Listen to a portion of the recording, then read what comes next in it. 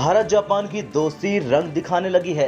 भारत के साथ साथ जापान ने अपने कई मित्र देशों के लिए बड़ा फैसला लेकर दुनिया को हैरान कर दिया। खबर है कि जापान भारत समेत 11 अन्य देशों को मिसाइल और जेट सहित घातक सैन्य उपकरणों के निर्यात की अनुमति देने की योजना बना रहा।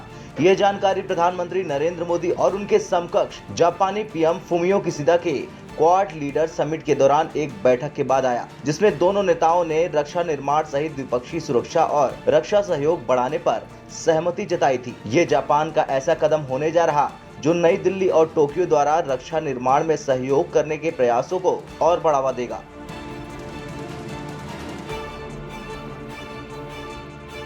निक्केई की एक रिपोर्ट के अनुसार भारत, ऑस्ट्रेलिया, कुछ और यूरोपीय और दक्षिण पूर्व एशियाई देशों को निर्यात की अनुमति देने के लिए अगले साल मार्च तक नियमों में ढील दी जाएगी। जापान ने रक्षा उपकरणों के हस्तांतरण के लिए नियमों में ढील दी है। हालांकि 2014 में जापान के अपने नियमों के अनुसार घातक हथियारों के निर्यात पर प्रतिबंध जारी रहेगा। -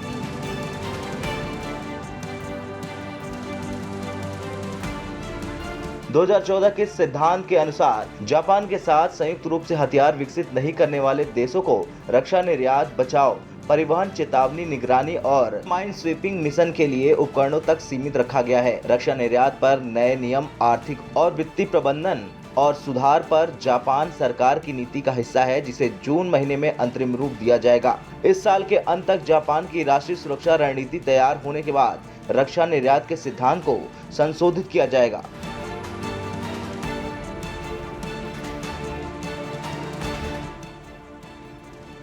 भारत उन देशों में शामिल है जिनके साथ जापान ने अपने रक्षा बलों के बीच आपूर्ति और सेवाओं के पारस्परिक प्रावधान के लिए एक महत्वपूर्ण समझौते पर हस्ताक्षर किए हैं, ताकि निकट सैन्य सहयोग को बढ़ावा दिया जा सके और इंडो पैसिफिक में सुरक्षा में योगदान दिया जा सके। जापान के आत्मरक्षा बलों और भारत की सेना के बीच अधिग्रहण और क्रॉस सर्विसिंग समझौते पर सितंबर 2020 में हस्ताक्षर किए गए थे। भारत और जापान के बीच अब इंडो पैसिफिक में मजबूत सुरक्षा सहयोग और अधिकांश सहयोग पूरे क्षेत्र में चीन के आक्रामक रुख के बारे में साझा चिंताओं से प्रेरित है। ब्यूरो रिपोर्ट, भारत तक।